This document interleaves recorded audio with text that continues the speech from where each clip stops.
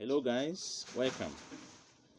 Let us continue looking at the second part of the question. That's the B part, which says examine the relationship between convergent boundaries and natural hazards for 15 marks.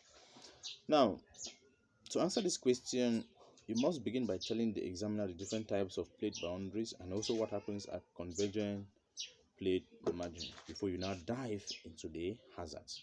Now, we know that there are different types of plate margins. We have convergent plate margins, we have divergent plate margins, and we have conservative plate margins or neutral plate margins.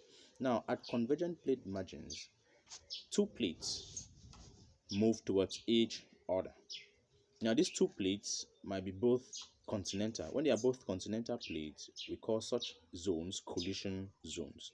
But if they are both oceanic, or one being oceanic and one being continental, we call such areas subduction zones.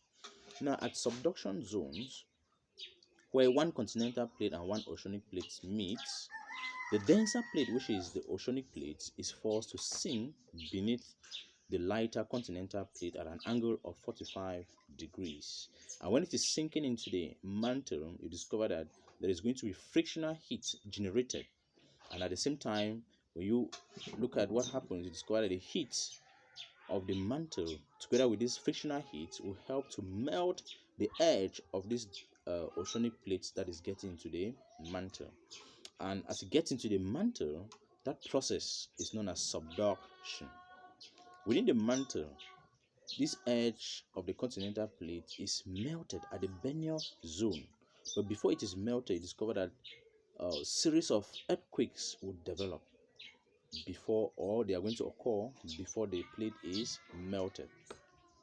Now, let's look at the hazards that are linked with this convergent plate margins.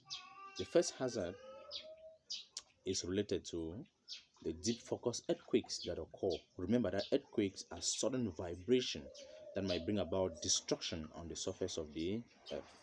And of course, you have the destruction can be divided into two parts. You have primary effects and the secondary effects. The primary effects are those effects that occur as a result of the vibration, and the secondary effects are the effects that occur as a result of some of those